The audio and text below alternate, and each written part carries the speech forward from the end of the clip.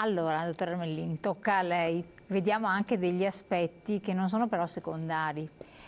Ci sono delle leggi, ci sono dei provvedimenti, poi ci sarà un referendum, quindi entriamo sempre in un ambito abbastanza, come sempre, complesso e cerchiamo di renderlo il più semplice possibile. Sì, allora, innanzitutto il referendum del 30 settembre è stato fissato dalla Regione Veneto con un suo provvedimento e il 30 settembre si andrà a votare. Ci sono dei ricorsi. Chi andrà a votare? Andranno a votare le popolazioni di Mestre e di Venezia, quindi all'interno di tutto i residenti andranno a votare e quindi il sì decreterà a livello di referendum consultivo assolutamente la decisione, se vincerà il sì, di voler ricostituire il comune di Mestre, perché attenzione, una cosa che tra le tante cose che ha detto Gianangelo, che condividiamo con cui condividiamo la stessa battaglia, è quella di dire che Mestre fino al 1926 era un comune autonomo, poi è stata accorpata senza alcun tipo di referendum al comune di Venezia.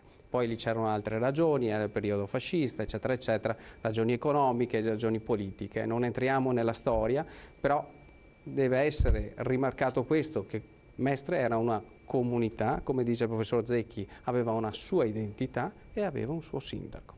Detto questo, tornando ai concetti prettamente giuridici e forse più pratici, allora il referendum si farà, ci sono dei ricorsi, è vero, che uno da parte del governo, che il governo peraltro che era già, tra virgolette, delegittimato, nel senso che scadenza, era già, sì, poteva fare solo l'attività ordinaria e il governo ha deciso di proporre un ricorso in Corte Costituzionale. Un ricorso che onestamente trovo assolutamente assurdo. Non sono un giurista, non sono un avvocato, ma sono un dottore commercialista, ma è evidente che la Carta Costituzionale dice al suo articolo 133 che compete alle regioni definire e costituire nuovi comuni. Per cui è talmente chiara la Carta Costituzionale che non dimentichiamo, e questo a tutti gli italiani, che è la fonte primaria normativa e di diritto. E nessuna legge ordinaria, nemmeno la legge del Rio, che ricordiamo è una legge ordinaria, quindi non va a toccare la Carta Costituzionale, non può modificare. E questo è il principio fondamentale su cui ritengo che i ricorsi siano assolutamente da respingere e che non hanno alcun tipo di fondamento. Ma sospendono? Questi sono sospensivi? No, non sono assolutamente sospensivi e potrebbe farlo eventualmente il TAR, ma non l'ha fatto fino ad ora, per cui a maggior ragione, visto che pendono da un po' di mesi, forse anche di più, non c'è nessun motivo per sospendere il referendum consultivo. Un po' così pretestuosi, anche dal punto di vista giuridico.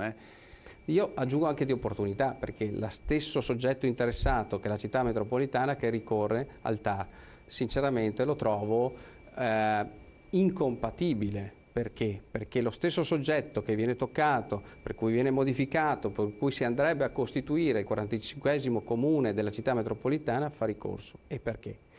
Io ritengo che a maggior ragione si debba ascoltare la voce del popolo che dica sì o no. Poi io sono convinto che questa volta vincerà il sì, perché tornando poi alla concretezza, noi abbiamo due realtà e due città completamente diverse. Mestre poteva chiamarsi Treviso o Padova, ma attaccata a Venezia la figura e la presenza, la vicinanza di Venezia è schiacciante per qualsiasi realtà, per qualsiasi, non solo per Mestre. Teniamo presente che Mestre oggi ha 180.000 abitanti. Il suo picco massimo ha raggiunto 210.000 abitanti, come attualmente a Padova. Quindi non è una realtà di poco conto, ha un'estensione territoriale importante e immaginare che un sindaco del comune di Venezia possa governare una realtà territoriale che va da San Pietro di Volta a Pellestrina e va a Trivignano è assolutamente, a mio avviso, assurdo. Sono due realtà completamente diverse.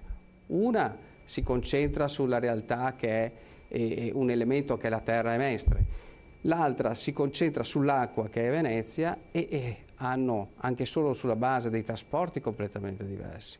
I trasporti indicano poi, quindi a Venezia abbiamo i vaporetti, le gondole, le barche, sono eccetera. Due mondi diversi. Sono due mondi completamente diversi. Lo capiscono molto meglio, per assurdo, chi abita al di fuori di Mestre e Venezia. e ti dice, io ho parlato con molti sindaci, tra virgolette li chiamo metropolitani perché fanno parte della cintura urbana attorno a Mestre e Venezia, e ti dicono è naturale che sia così. Ecco, bravissimo, lei ha dato un po' in là, adesso la patata bollente la do al professore. Città metropolitana, no? Sindaci metropolitani, esiste questa grande entità di cui si era parlato anche in tempo addietro quando si parlava di elezioni a Venezia, eccetera, quindi questa nuova connotazione che dovrebbe prendere piede un po' in Italia, nelle nostre realtà, quando si parla anche di accorpamento di comuni. La realtà metropolitana di Milano lei la vive quotidianamente, e quindi tanti dicono ma allora perché andiamo di nuovo a disquisire di questi due comuni, sto insieme, non sto insieme, sì è vero ci sono diversità, io mi pongo dall'avvocato del diavolo, no? È un po' come i latini distinguevano la civitas dall'urbs. La città metropolitana è un urbs, è una realtà amministrativa, cioè razionalizza alcuni servizi. Punto. Quindi, esatto, punto. Quindi questo è bene precisarlo. Razionalizza alcuni servizi per cui, non so, mi ha detto in Milano, la metropolitana che parte dal Duomo e arriva a Sesto San Giovanni attraverso un comune, e quindi evidentemente ha bisogno di ragionare sulle diverse forme, le diverse competenze. E questo è perché se vogliamo, io non so come la pensino i miei due angeli custodi.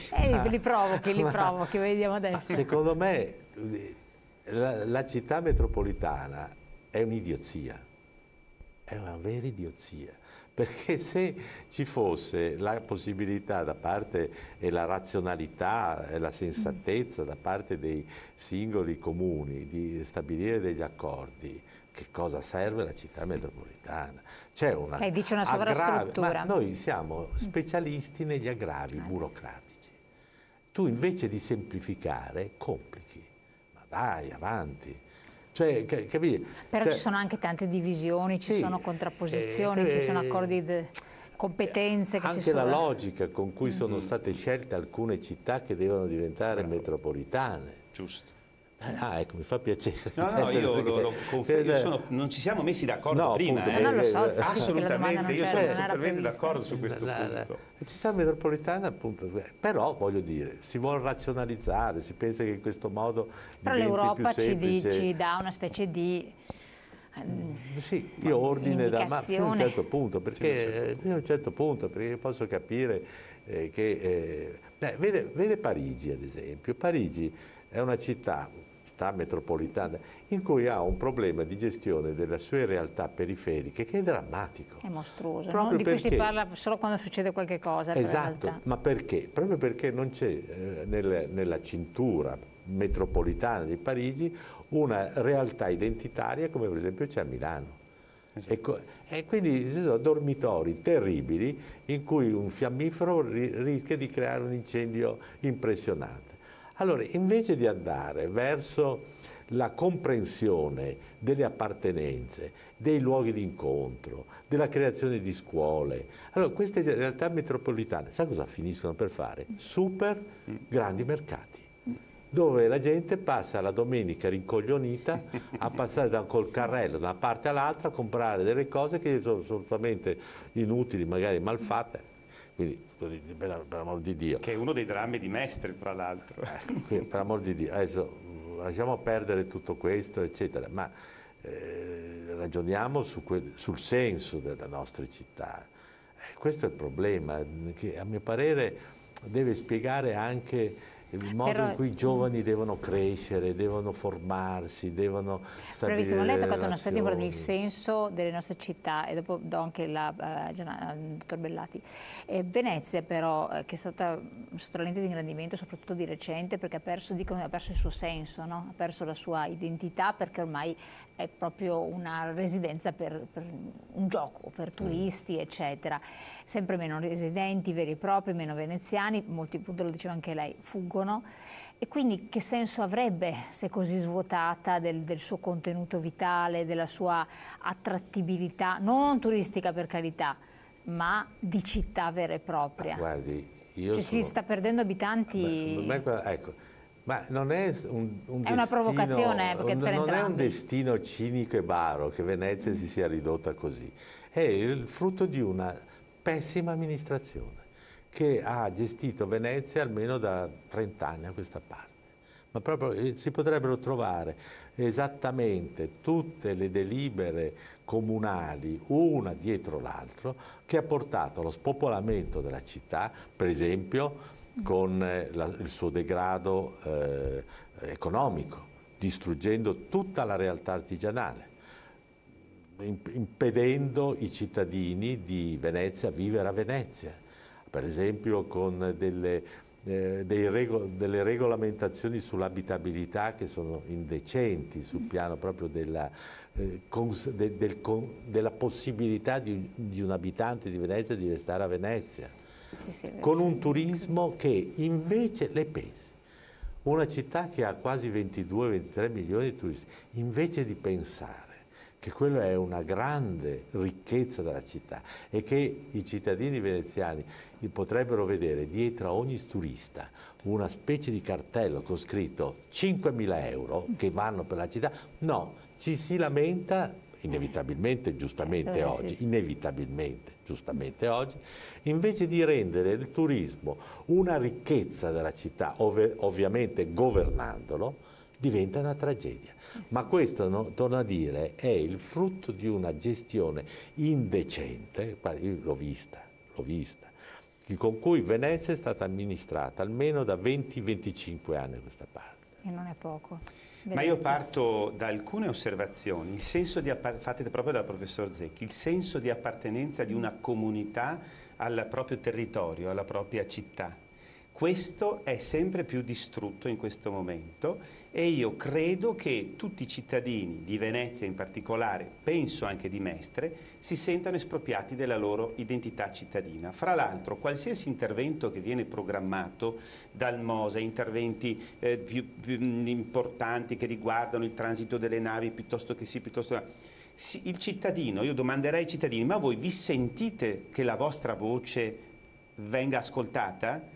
Voi sentite di contare nella città dove pagate le tasse, peraltro, e fra le tasse, come dicevamo poco fa, fra le più alte di tutta Italia? La risposta sarà quasi sicuramente no.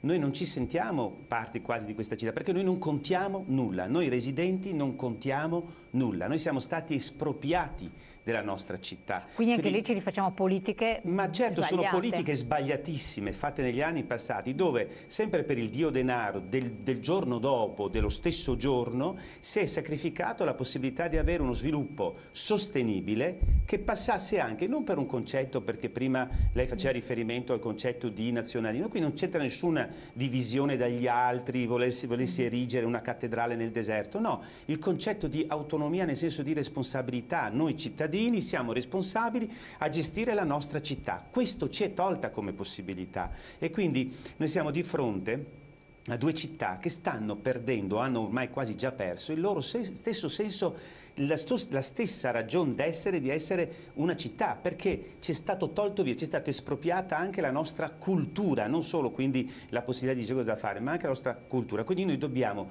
riappropriarci culturalmente, ovviamente anche economicamente, di queste realtà. L'altra provocazione, la città metropolitana. Io fui sempre in disaccordo, ma all'epoca non ero certo candidato sindaco come nelle ultime elezioni, quindi avevo meno voci in capitolo. Ormai io dico, essendo stato candidato sindaco nelle ultime elezioni, avendo fatto anche degli accordi con l'attuale sindaco regolarmente tutti non rispettati, e possiamo vederli casomai punto a punto, ma ci vorrebbe un po' di tempo, fra cui quello del referendum. Ebbene, io ho sempre detto, questo è un castello, un sovracastello, vorrei che qualcuno avesse la pazienza di andarsi a leggere la legge sulla città metropolitana e vedrete che la maggior parte delle competenze, a parte le province, riguardano la regione. Allora, o abbiamo o non abbiamo una regione, e qui torniamo, al problema anche amministrativo, quindi la città metropolitana diventa oggi quasi come uno strumento per cercare di andare a prendere pezzi di competenze alla regione, quasi che poi la nostra regione fosse una regione così enorme. Certo, la nostra regione è più grande di una decina di stati dell'Unione Europea, ma non dimentichiamo che il concetto di città metropolitana in Europa è quello di città che hanno appunto sui 4-5 milioni di abitanti. Qui ritorniamo al professor Zecchi che diceva, ma quali sono i parametri in base ai quali sono state create queste benedette. Comunque, queste città metropolitane ci sono oggi. Ora, visto che uno degli aspetti della città metropolitana era proprio quello, c'è scritto nella legge, comma 22, di creare più unità amministrative, cioè più comuni all'interno del comune capoluogo, per poter permettere poi di fare un'elezione democratica del sindaco metropolitano fra tutti, se no vince sempre quello del capoluogo che è più grande. Andiamo nella direzione che dice anche la città metropolitana: create entità amministrative che possano dare un senso di responsabilità. E io lo dico proprio anche perché è da 40 anni che si dice di no, i cittadini vengono spinti a votare no. Da chi? Da chi in quel momento ha il potere, perché ha paura di perdere il potere. E chi ha il potere in quel momento ti dice, da 40 anni, ma io risolvo l'esodo, ma io risolvo il problema di Porto Marghera, della riconversione dell'industria di Porto Marghera, risolvo tutto. Non hanno risolto niente. Allora io dico ai cittadini, ragazzi, anche io sono un cittadino, ma vogliamo continuare a farci prendere in giro? È da 40 anni che ce lo dicono, o vogliamo invece cambiare un po' la situazione? Punto di domanda, riflettiamoci, pubblicità, pochi secondi.